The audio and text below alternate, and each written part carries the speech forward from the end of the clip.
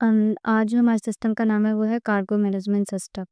तो हम इसको स्टार्ट करते हैं और देखते हैं कि कार्गो मैनेजमेंट सिस्टम क्या होता है। थोड़ा-सा इसका इंट्रोडक्शन डिस्कस कर लेते हैं कि बेसिकली ये सिस्टम किस लिए बनाया गया है। ये सिस्टम उन कंपनीज़ ने बनाया है, जैसे फॉर एग्ज़ाम्पल कि हमें कोई अपना प्रोडक्ट किसी को शिप करवाना है, तो हमारे पास प्रोडक्ट तो है लेकिन शिपमेंट के लिए हमारे पास कोई ऐसी सिचुएशन नहीं है कि हम शिप कर सकें, खुद नहीं कर सकते। तो इसलिए हम एक बीच में थर्ड पार्टी कंपनी को ऐड कर देते हैं, कार्गो मैनेजमेंट सिस्टम को ऐड करके अपना जो प्रोडक्ट होता है ना, वो उसके ज़रिए डिलीवर कराते हैं। तो बेसिक मकसद इसका यही है कि आप सिर्फ प्रोडक्ट की ज़िम्मेदारी उठाएँ, शिपमेंट की ज़िम्मेदारी जो है वो कार्गो मैनेजमेंट सिस्टम्स की जो कंपनीज़ होती हैं वो उठा लेती है। बहुत सारी इस तरह की कंपनीज़ हैं, जैसे कि लोकल बिज़नेस चला रहे हैं आजकल लोग दराज़ पर, ई-कॉमर्स पर, और छोटे-छोटे बिज़नेस हैं या घरों से औरतें चला रही हैं।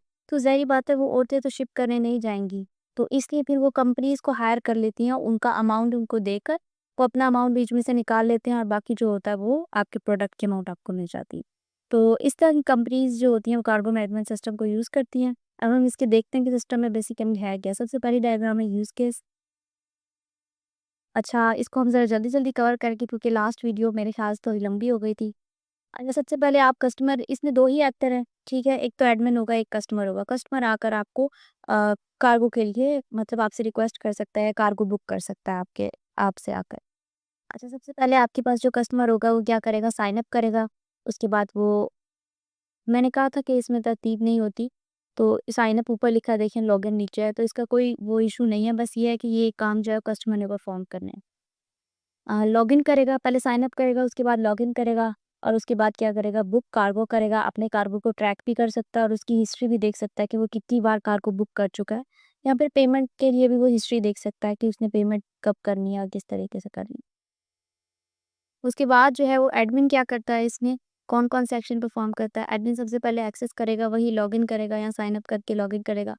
डैशबोर्ड को एक्सेस करेगा, सारी बुकिंग्स को देखेगा, जिस भी कस्टमर ने बुकिंग की हुई होगी वो अपना बुक करके आपको सबमिट करा देंगे बुकिंग। तो आप देखेंगे उसको, बुकिंग को देखेंगे और फिर उसको रिस्पॉन्स देंगे, उसके बाद क्या कहते हैं, बुकिंग एक्सेप्ट कर लेंगे। उसके बाद उसका जो स्टेटस है वो अपडेट करते रहेंगे और उसके बाद देखेंगे कि ये देखो, ये नीचे एंड पे इन्होंने व्यू बुकिंग रिक्वेस्ट लिखा हुआ है। तो ये तरतीब नहीं होती है, बस ये काम जो है वो एडमिन ने परफ़ॉर्म करना है। सबसे पहले तो बुकिंग देखेगा, उसके बाद उसकी रिक्वेस्ट को एक्सेप्ट करेगा और व्यू करेगा और उसके बाद अपडेट कर सकता है उसके स्टेटस। अच्छा, नेक्स्ट हमारे पास जो डायग्राम है, ये इसमें डीएफटी डायग्राम आई हुई है इसमें भी। अच्छा, डीएफटी डायग्राम जो होती है वो यूएमएल डायग्राम नहीं है, ये एक बेसिक डायग्राम है वैसे ही डाटा फ्लो को बताने के लिए, तो इसको यूएमएल में इंक्लूड ना कीजिएगा। ये यूएमएल डायग्राम नहीं होती डीएफटी। यूएमएल डायग्राम जो हमारे पास हैं वो हैं use case, activity, sequence, class diagram. हाँ, ईआर डायग्राम भी यूएमएल डायग्राम में इंक्लूड नहीं होता।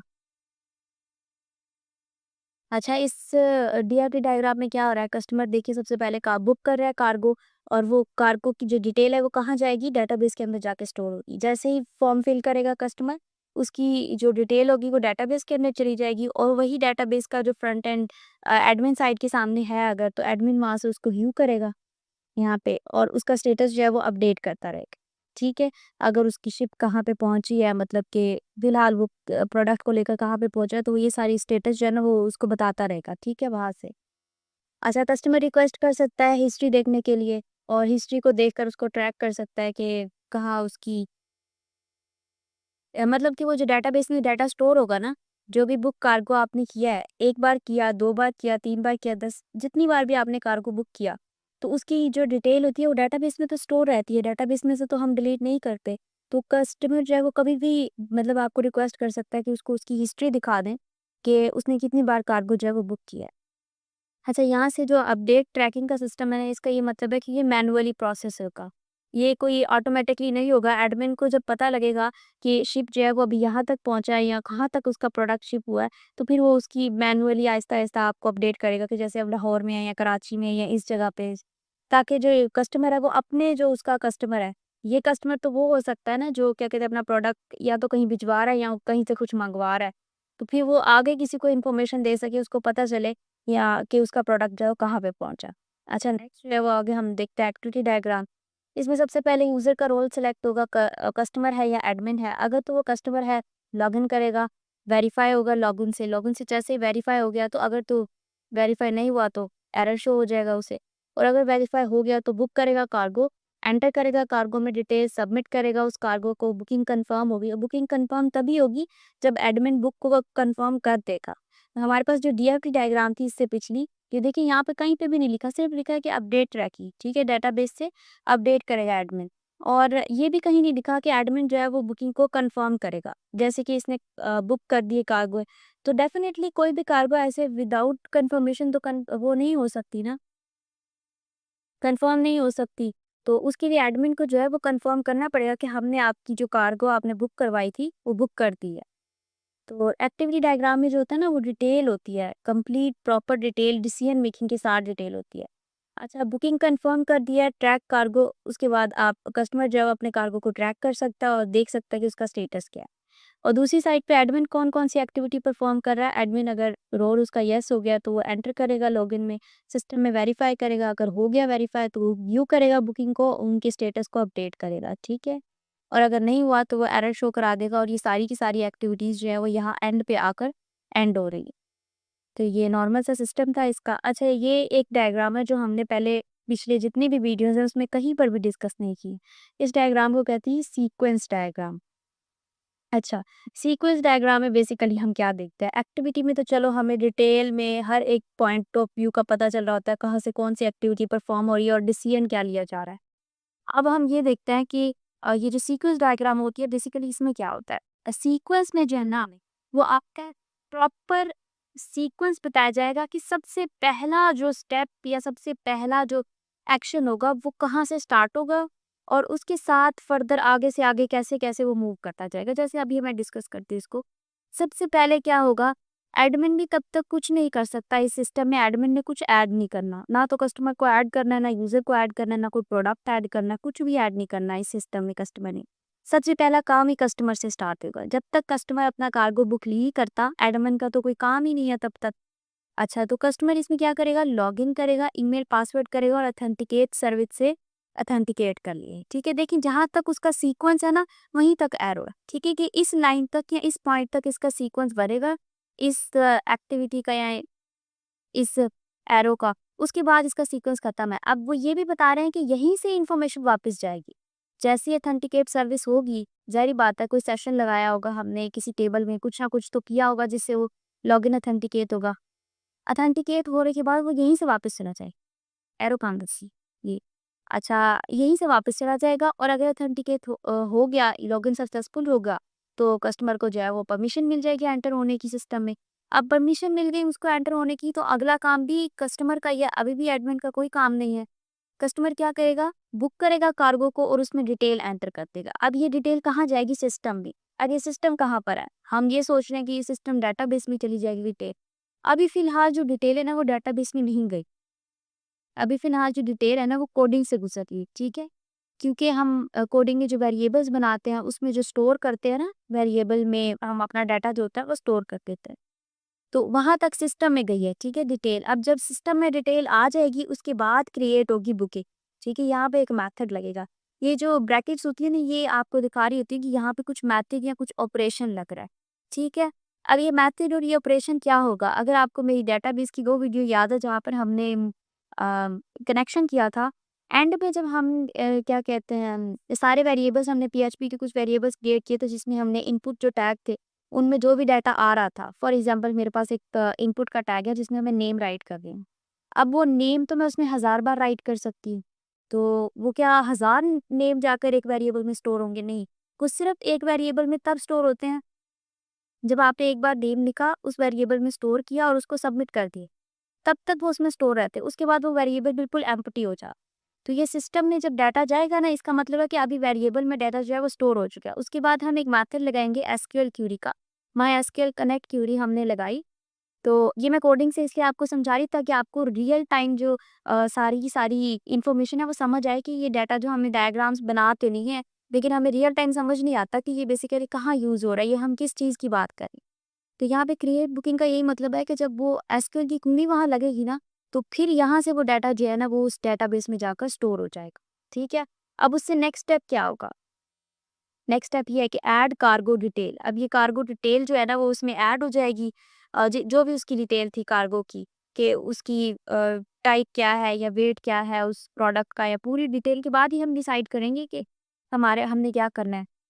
अच्छा, उसके बाद नेक्स्ट स्टेप आएगा। अब नेक्स्ट स्टेप कौन परफॉर्म करेगा? यहाँ तक था कस्टमर का काम, ठीक है, कस्टमर ने काम यहाँ तक किया देखें। और उसके बाद ये जो 2 ऑपरेशन है ना, ये दोनों ऑपरेशंस है देखें, और इनके आगे ब्रैकेट लगी, इसका मतलब ये दोनों कोई मेथड या ऑपरेशन परफॉर्म नहीं, ठीक है। ये दोनों ऑपरेशन जो है वो सिस्टम ने परफॉर्म किए हैं, कोडिंग ने परफॉर्म किए, ठीक है। जो हमने कोड लिखा था उसी कोड ने इवॉल्व करके आगे ये ऑपरेशन परफॉर्म किया। कस्टमर ने यहाँ तक काम किया था, बुक किया था कार्गो और डिटेल सेंड कर दी थी सिस्टम को। सिस्टम ने आगे जो है ना वो क्रिएट किया एक एसक्यूएल का फंक्शन, और उसके बाद आपको ऐड करके डाटा जो है वो डाटाबेस में ऐड कर दिया। अब उसके बाद काम शुरू होता है एडमिन का। देखिए सीक्वेंस वाइज है इसमें हर चीज़, एक प्रॉपर सीक्वेंस से आपको पता चल रहा है यहाँ तक एडमिन का काम है, यहाँ तक कस्टमर का काम है, यहाँ से सिस्टम का काम स्टार्ट हो रहा है। तो एक सीक्वेंस है हर चीज़ में।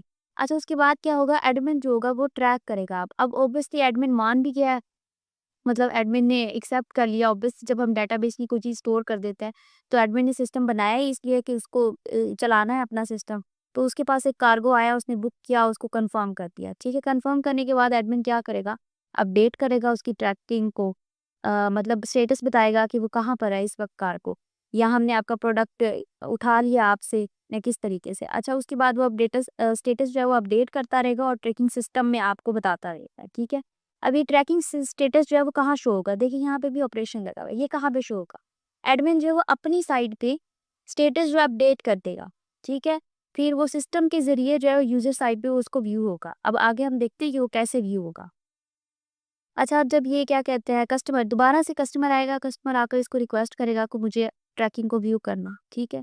वो रिक्वेस्ट जो है वो ट्रैकिंग सिस्टम से गेट हो जाएगी, ठीक है, जो भी हमने कोड राइट किया वहाँ से वो रिक्वेस्ट उसकी गेट होगी, और उसके बाद वो जो उसको स्टेटस है वो डिस्प्ले कर देगा। अब एडमिन ने अगर अपनी साइड पे यहाँ पर देखिए जब अपडेट स्टेटस है, अगर तो ये एडमिन ने अपनी साइड पे नहीं किया अपडेट स्टेटस, तो इसका ये मतलब है कि वो यूज़र को कभी शो नहीं हो सकता। हाँ, अगर यहाँ से एडमिन ने अपडेट कर दिया है और सिस्टम उसे आगे अपडेट कर देगा। एडमिन ने अगर अपडेट किया और आपके सिस्टम में कोई प्रॉब्लम है, आपकी कोडिंग में कोई प्रॉब्लम है, तो ये जो ऑपरेशन है ये परफॉर्म हो पाएगी। तो अगर तो ये परफॉर्म हो जाएगा, उसके बाद आपको जब मूव करने के लिए वो रिक्वेस्ट करेगा, तो आप उसकी जो रिक्वेस्ट है वो आगे सिस्टम में भेजेंगे, सिस्टम उसे गेट करेगा रिक्वेस्ट को। ये देखेंगे सिस्टम की लाइन पे है सब के सब, ठीक है, सिस्टम आगे कर रहा है सारा काम। और ये सिस्टम क्या होता है, सिस्टम पे कोडिंग होती है, तो वो कर रही है आगे सारा काम।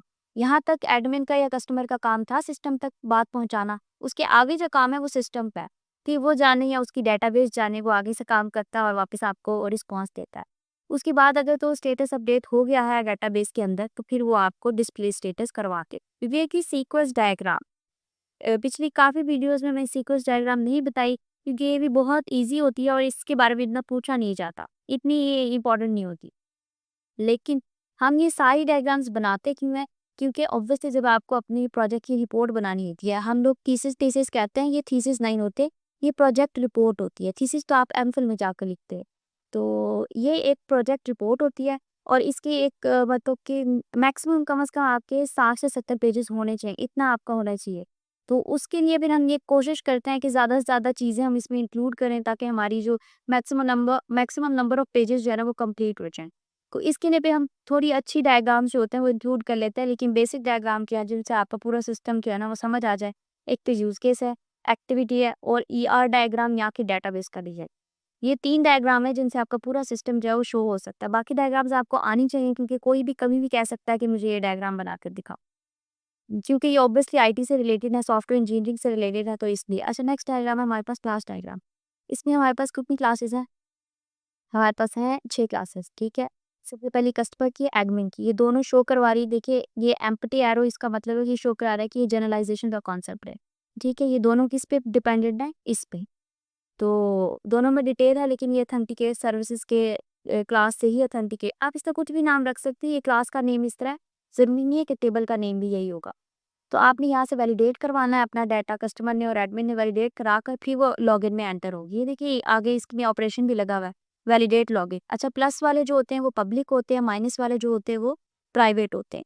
लेकिन ज़रूरी नहीं है कि आपकी क्लास डायग्राम में आपने जो शो करवाया आप इम्प्लीमेंटेशन के वक्त भी वही करें। आपको इम्प्लीमेंटेशन के वक़्त जो भी सूटेबल लगता है कि मैंने इस एट्रीब्यूट को पब्लिक करना है, प्राइवेट करना है, आप कर सकते हैं। अच्छा, ये कस्टमर के एट्रीब्यूट्स हैं कुछ इसमें लिखे हुए और उसके कुछ ऑपरेशंस लिखे हुए हैं, मेथड्स जिनको कहते हैं। डाटा टाइप भी इनके सामने लिखी है, एडमिन के भी इसी तरह लिखे हुए हैं और ये इस टेबल से ऑथेंटिकेट हो रहे हैं। उसके बाद सबसे पहले कस्टमर क्या करेगा, मेक्स करेगा बुकिंग को, बुकिंग करेगा, ज़ाहिर बात है बुकिंग के फॉर्म में जाएगा, बुकिंग करेगा और उसमें कार्गो डिटेल ऐड करेगा। अब जब कस्टमर बुकिंग करेगा तो उसने कौन-कौन सी चीज़ें ऐड करनी है, सबसे पहले तो अब बुकिंग की आईडी होगी, ठीक है? बुकिंग डेट होगी, डेट बहुत इंपॉर्टेंट है ताकि आपको पता चले कि आपने किस डेट में ये बुकिंग की थी, क्योंकि आपका प्रोडक्ट जो आगे भेजना होता है या आपने मंगवाया कोई, तो वो उसकी डिले अगर हो जाए या कहीं रास्ते में कहीं कुछ, तो प्रॉब्लम होता है। और आपने पेमेंट मेथड जो है वो चूज़ कर लें, ठीक है? उसके बाद आप बुकिंग के बटन पे क्लिक कर देंगे। पेमेंट मेथड आप कैश ऑन डिलीवरी रखें, क्योंकि हमने इस पूरे सिस्टम में कहीं पर भी ये ज़िक्र नहीं किया कि हम पेमेंट मेथड जो है वो कुछ और यूज़ कर रहे हैं, जैसे पेपाल या वो ये यूज़ कर सकते हैं, ऐसा मुश्किल भी नहीं होता, लेकिन उसका एपीआई थोड़ा लेना डिफ़िकल्ट होता है। एपीआई नंबर उसका जो की नंबर होता है ना, वो थोड़ा डिफ़िकल्ट होता है। अच्छा, उसके बाद होता है कार्गो डिटेल। अब फिर जब हम बुकिंग के बटन पे क्लिक कर देंगे, पहले हमने ये 3 चीज़ें सबमिट करानी है, एक फॉर्म हमारे पास आएगा, सामने आएगा और बटन पे क्लिक कर देंगे, ठीक है? कैश ऑन डिलीवरी चूज़ करके बटन पे क्लिक किया, उसके बाद हमारे पास एक कोर फॉर्म ओपन हो जाएगा। उस फॉर्म में हमने कार्गो की आईडी डाल दी, ये वो खुद से आ जाएगी, ठीक है? दूसरा हमने इसमें डिस्क्रिप्शन डालना है कि हमारा जो कार्गो है वो किस तरह का है, ठीक है? कितना उसका वेट है। ऑब्वियसली ज़्यादा अगर आप बड़ा प्रोडक्ट जो आप डिलीवर कर रहे हो जैसे फर्नीचर का कुछ भी, तो फिर आपका जो प्रोडक्ट होगा उसकी कॉस्ट ज़्यादा रखेंगे वो लोग, अगर कम है तो कम रखेंगे और उसकी डेस्टिनेशन बतानी ताकि वो पास्ता वो कर सके कि कितने फासले पे उन्होंने प्रोडक्ट जो है ना वो आपका भेजना है। अच्छा, ये बुकिंग होगी, उसके बाद आप कार्गो डिटेल का फॉर्म फिल करेंगे और उसके बाद जो है ना वो आप सबमिट कर देंगे, ठीक है? ये देखिए गेट कार्गो इन्फो नीचे जो उसका मेथड लगा हुआ है वो यही कह रहा है कि आपने सबमिट कर दिया। उसके बाद क्या है, उसके बाद आपको ट्रैकिंग चाहिए होगी, आपको अपने सिस्टम के बारे में पता करना है कि आपका करंट स्टेटस क्या है, कहाँ पे पहुँचा है और लास्ट अपडेट डेट क्या थी, ठीक है?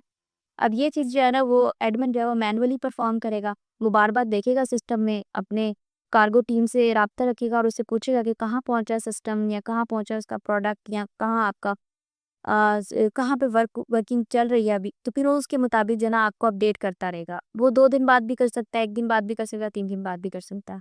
उसके बाद लास्ट में हमारे पास आती है ईआर डायग्राम। इसमें हम अब ज़ाहिर-सी बात है प्राइमरी की और फॉरेन की देखेंगे, क्योंकि क्लास डायग्राम में तो हम ऑलमोस्ट सब कुछ देख चुके हैं। कस्टमर है, कस्टमर की आईडी होगी, ये क्या करेगा बुकिंग करेगा और बुकिंग में कस्टमर की आईडी लाज़मी होनी चाहिए ताकि पता चले कि किस कस्टमर ने बुकिंग की है। अगर कोई भी कस्टमर आएगा आकर बुकिंग कर देगा, कस्टमर के टेबल में तो उसकी आईडी है, लेकिन बुकिंग के टेबल में उसकी आईडी नहीं होगी तो हमें नहीं पता चलेगा कि ये कौन-सा कस्टमर था, ठीक है? और वो आकर बुकिंग करेगा। अच्छा, इसमें एक और चीज़ भी ऐड होनी चाहिए थी, वो था कस्टमर का एड्रेस, क्योंकि कस्टमर जो है ना वो खुद तो अपना प्रोडक्ट नहीं आप तक पहुँचाएगा, खुद भी पहुँचा सकता है, ये भी एक तरीका होता है। आप कंपनी का खुद प्रोडक्ट पहुँचा देते हो या आपकी कंपनी आपसे आके घर पे आके ले जाती है। दोनों में से कोई भी तरीका हो सकता है, तो उसका एड्रेस या फ़ोन नंबर कुछ हम इसमें ऐड कर सकते हैं, ठीक है? बुकिंग के जो सिस्टम में या कार्गो डिटेल के सिस्टम में हम फ़ोन नंबर या बुकिंग जब हम टेबल बनाएँगे इसके, तो उसमें एक इस तरह का एट्रीब्यूट ऐड कर देंगे जिससे वो कस्टमर से राब्ता करके ये पूछ सके कि प्रोडक्ट जो है वो उसने खुद आपको पहुँचाना है कंपनी तक या कंपनी ने आकर उससे लेना। तो आगे होता है कार्गो डिटेल, उसके फॉर्म को फिल करेंगे, इसमें अब हमने बुकिंग आईडी फ़ॉरेन की रखी हुई है। बुकिंग आईडी फ़ॉरेन की इसीलिए कि पता चले कि कौन-सी बुकिंग जो है ना वो कार्गो की डिटेल जो है वो फ़िल कर रही है। उसके बाद ट्रैकिंग में हमने बुकिंग आईडी रखी हुई है, क्योंकि जब हम अपना प्रोडक्ट ट्रैक करेंगे तो उसकी आईडी ज़ाहिर बात है उस प्रोडक्ट की उस बुक नंबर की जो हमने बुक किया था आईडी हमारे पास होगी ट्रैकिंग के टेबल में, तभी वो डिटेल जो है वो हमें दे सकेगा कि इस बुकिंग की जो ये आपने बुकिंग की थी इसकी अभी स्टेटस जो है वो ये चल रहा है। एडमिन जो है वो क्या करता है, ट्रैकिंग को अपडेट करता है और इसमें ट्रैकिंग आईडी और एडमिन आईडी है, दोनों आईडी है, ठीक है? ये एडमिन ही आपके ट्रैकिंग को अपडेट करेगा, तो किसी अलग टेबल में भी स्टोर करवा सकते हैं और वहीं पर भी स्टोर करवा सकते हैं। ये था कार्गो मैनेजमेंट सिस्टम। अच्छा, इस कार्गो मैनेजमेंट सिस्टम में इसका जो पूरा वो है ना व्यू है वो यही है कि आपने एक कोई भी बिज़नेस है आपका और आपने वो अपने प्रोडक्ट जो है वो शिप करवाने हैं कहीं पे, तो आप किसी थर्ड पार्टी को यूज़ करके अपने प्रोडक्ट जो है वो शिप करवा सकते हैं। या फिर आपने कहीं से मँगवाने हैं, तो भी आप मँगवा सकते हैं उस पार्टी को यूज़ करके। तो इसमें जो डिलीवरी का ऑप्शन है या फिर क्या कहते हैं कि आपने प्रोडक्ट उठाना कैसे है, किस तरीके से उठाना है, तो वो आप कंपनी के साथ कम्युनिकेट करते हो और उससे बात कर लेते हो कि आप प्रोडक्ट उठाएँगे या फिर आप लोग खुद कंपनी तक पहुँचाएँगे। अच्छा ये था सिस्टम कार्गो मैनेजमेंट सिस्टम का। Thank you so much. बोलती इस तरीके से